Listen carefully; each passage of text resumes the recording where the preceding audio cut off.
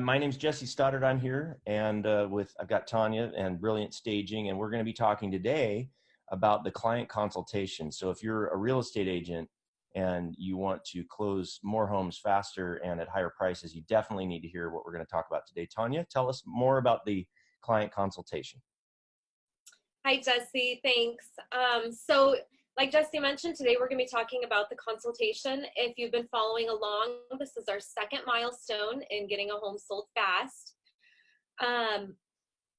For our consultation discussion, I'd like to talk about, this is more of a consultation not to win a client, but the consultation you have with the client after you won them, they've signed on with you, and you meet with them to go over how to sell their home faster.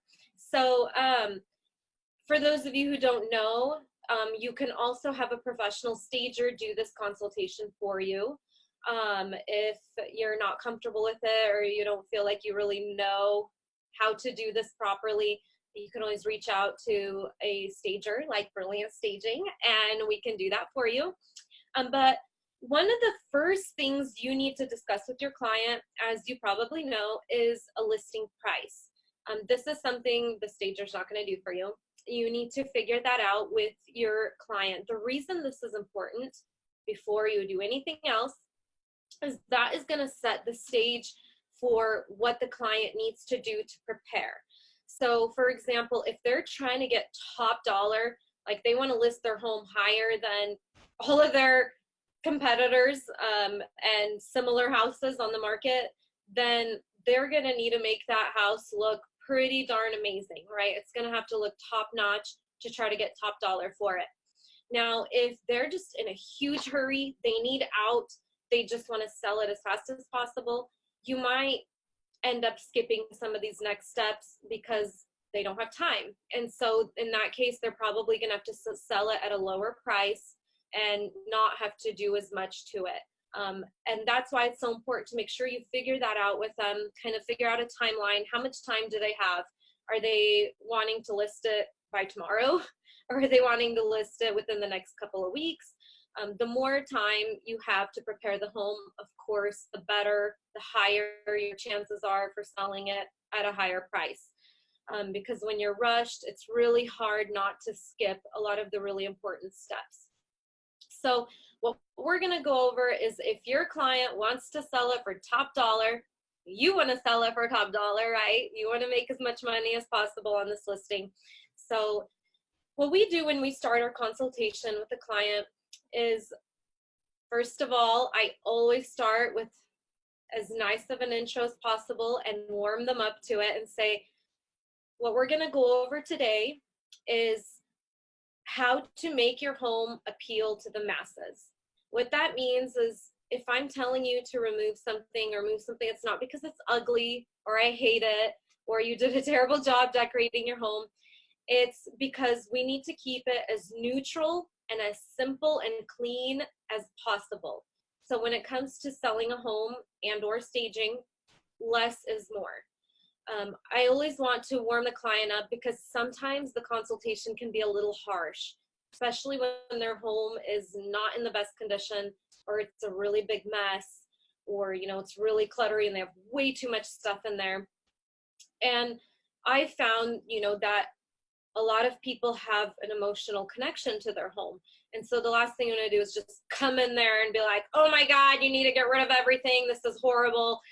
So you got to be sensitive to the fact that this is their home. This is where they've lived for however many years. Maybe they raised their children there. So you got to be kind about it. So we're pretty good at that. If you need our help, let us know. If you don't want to be the bad guy who comes in and tells them how terrible their house is, we can do it for you. So I come in, I'm obviously very nice about it, and then we dive right in. I tell them I'm going to tell you everything I notice that needs to get changed to help you sell your home as fast as possible and for as much money as possible. What they do in the end is up to them. I can't force anybody to do anything. So my recommendations are just that, they're recommendations. So some of the most important things to cover in that consultation is you do a walkthrough of the home with the client. When we do it with the client, and the agent is welcome to be there if they want to. and we start pointing out anything we see. We are very specific. Don't leave anything up to interpretation, because it never ends well. You got to be like, that thing right there, that needs to get removed. Not, oh, you should remove some of this stuff. Okay, what does that mean? Be specific. So decluttering is number one. When somebody's lived in a home for a while, they don't even notice how things start to clutter up. To them, it's normal. They're there every day. They see this every day. It doesn't feel like it's cluttered to them. So having somebody with fresh eyes come in is really important. So telling them things they need to declutter, like the piles and the corners, and all of the stuff on the tables and countertops and cabinets. And oftentimes people have stuff on top of their cabinets. Always have people remove everything off the top of those cabinets. There's a few reasons for that. A, it's really distracting in photos. You don't want people focusing on their stuff. You want them focusing on the house. Another thing I always explain to the client is, right now, kind of the trend is these custom cabinets that go to the ceiling. So if you don't have those, and you kind of have the more standard cabinets that cut off, you don't want to bring people's attention to that. You don't want to remind them, oh, look, you don't have the beautiful custom cabinets, right? So don't bring their eye to that. Just clean it out. Things off the top of the fridge. When it comes to decluttering, I also include like too much furniture and stuff. So not just like little cluttery things, but sometimes people have 5 different lamps in a room, or way too many little side tables or chairs or whatever it is, where it just is overwhelming. You come in, you're like, why are there 4 different recliners in this room? So things like that, being able to explain to the client that they need to remove some of that stuff to make the space feel bigger and brighter is really important. Depersonalizing the home. This is a crucial step. And this is one that could be a little sensitive to people. I've seen it all. I've had clients cry during a consultation because they realize they have to paint over their children's stuff on the wall, or, take down their family photos. And if it's an emotional sale for them, this could be something you need to be really sensitive about. But in the end, it is very important. If they're moving, they need to realize that the home is, unfortunately or fortunately, depending on the client, no longer theirs, right? They need to be viewing it through the eyes of a buyer. So when a buyer comes in and walks through the home, they should be able to view the home as their own, not as the seller's home. So if there's family photos everywhere, like really taste specific things and really sentimental stuff, it feels like the seller's home. And it's really hard for that client to visualize that as their own and see themselves living there. When it comes to depersonalizing, that also includes religious stuff or anything that's really controversial, anything political, any sports related things. I know that sounds silly, but if somebody absolutely hates the Seahawks and you have a room that's painted green and blue and it has Seahawks all over it, that might deter a client who might have potentially bought the house. But psychologically, I know that sounds silly, like, well, they could just take it off and paint the walls. But it all comes down to the psychology behind selling a home. You want the client to feel an immediate emotional connection to the home. So you got to do everything you can to get them to feel connected to the house. If they're seeing things that turn them off and maybe even make them angry, they're emotionally not going to want that house. That's just the way psychology works. Unless it's somebody who's coming in to maybe flip the house or something like that. But if they're planning on living there, they want to feel that bond with the home. So anything religious, like I said, you don't want to have religious paintings or, I don't know, little statues or whatever you might have. It's not that it's a bad thing, freedom of religion is great. We all have our own opinions and our own views. But when it comes to selling a home, again, as simple as possible. You don't want there to be any room for interpretation. Reorganizing furniture. That's something we always go over. It's easier for us as designers, of course. You want the furniture in the home to really showcase the flow and usage of the space. So oftentimes people have their furniture set up in a really odd way. And that's not uncommon, because I think anyone who doesn't have like a design sense, they probably don't really know what the best way to lay out their furniture is. And sometimes it's blocking an entry, it's blocking a walkway, you know, the walkway is all of a sudden really small, or they're kind of distracting from the focal points of a room, things like that. So you want to be sure to help them reorganize and move around their furniture to really showcase the space as best as possible. You want it to feel open, big, yet cozy and inviting. And one of the most important things is you have to showcase the features and focal points of the room. So, for example, you have a living room and you have a gorgeous fireplace. You want to have the furniture and everything focusing on that focal point. So having a couch facing away from the fireplace is a bad idea. And when it comes to staging and selling a house, it's not always about the way you might use the space, like practically, you know. So for example, a family might have a huge entertainment center on one wall. Okay, for them that works, that's great, and you know, that's how they like to live. But you're not selling that TV, you're not selling that entertainment center. So what you're selling is the fireplace, right? The fireplace stays with the home. So that is what you want to feature. So potentially they might even have to remove the huge entertainment center, so it's not distracting buyers from the gorgeous fireplace. And these are things that a lot of times people don't really think about. And then in bedrooms, you know, you don't want to be blocking off big, beautiful windows, or making it feel really small and cramped in there, or not enough furniture is another thing. You don't want it to feel empty. I've come into huge, gorgeous master suites with, you know, just tons of room, and they have like a queen bed in there and that's it. Like, that's not glamorous. You want people to come in and just be like, wow, this is an amazing room.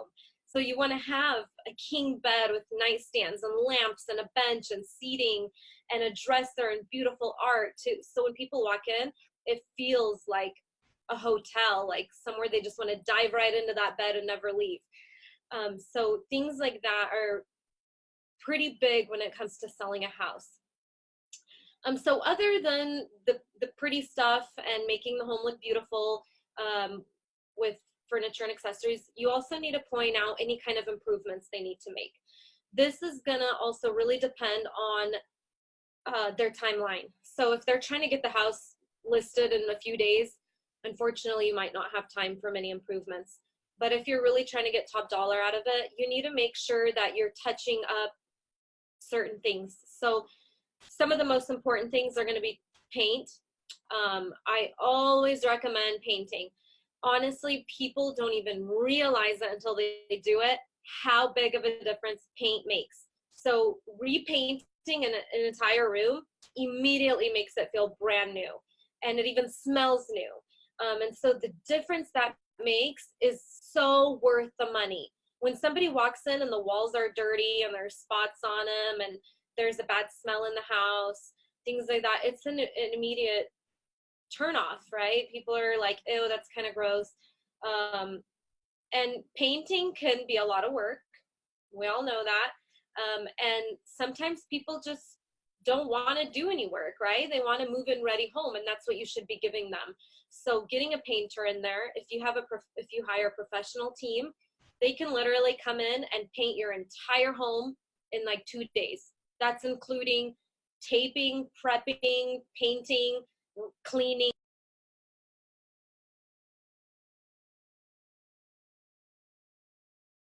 if you're trying to do it yourself, yeah, that's going to be a lot of work. But in my personal opinion, I say leave it up to the professionals. Unless you're just doing tiny touch-ups, maybe you can do it yourself. But this is something I think a real estate agent should really push. Like, let's get the professionals in to do this. That's what's going to help your home sell faster. Maybe you're going to pay $1,000 to a painter, but in the end, you're going to sell your house really fast and potentially for more money. It's worth it. I've seen, oh gosh, I've seen the most god awful paint touch-ups. It burns my eyes, you know, like, as a real estate agent, come in there and look before they take photos, please. I've showed up to stage houses and they're like, oh yeah, we just touched up all the walls, so be careful. I'm like, okay, great. And I come in and it's blotches all over the walls. They used the wrong paint or a wrong sheen or something. You could just see like spots on the walls, and like half of the wall is one color, half of is the other, you know. Please just hire a professional. I've seen one where they got paint all over the doors, door handles, molding, baseboards, cabinets, because they hired or they had a friend do it. Like, really? You're going to spend way more money trying to fix what they did, like fixing those cabinets they just splattered paint on, you know, and fixing those doors and the baseboards. It's just, you know, a lot easier if you just have a professional come in, do it in a couple of days, and it's beautiful. So I kind of digressed because I'm very passionate about painting, apparently. So painting, cleaning is a must, but that kind of comes in the end. Something that makes a big difference is hardware. So if you kind of have outdated cabinets and maybe you want to spruce them up a little, put some nice handles on them or pulls, you know, picking a really nice modern pull and putting it on all the cabinets so they all match immediately makes it look better. It's like the jewelry on the cabinets. Painting the cabinets is huge. We've had people who thought about replacing cabinets. I mean, that's thousands and like $15,000 to $30,000, you know, depending on what kind of cabinets you're going with. Whereas they can spend maybe $1,000 or less, or they could do it themselves and repaint the cabinets, and they literally look brand new. Repainting them and throwing some new knobs on there, it immediately feels like a new kitchen. So always a huge recommendation for me if their cabinets don't look very good or they're like worn out, but they're in good condition, you know, like they're good solid cabinets, but they're just not looking good. Give them a quick paint.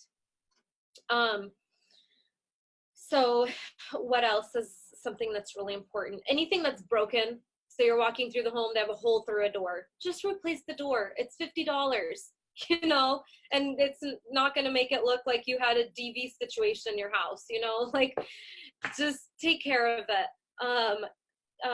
Handles, if you have really bad, you know, mismatch handles throughout the house, things like that. These are all really small things that are really fast to do. You know, it's not going to take you weeks. That's going to make a big difference. So go through the house with the client. Anything you notice, make sure you point it out. Make a list for them as you're going through the consultation, or have them make a list as you're pointing things out. And then in the end, you as the real estate agent, you're going to be able to go through that list with them and figure out what are the priorities, what needs to get taken care of first, what might we potentially be able to skip if you don't have enough time, things like that.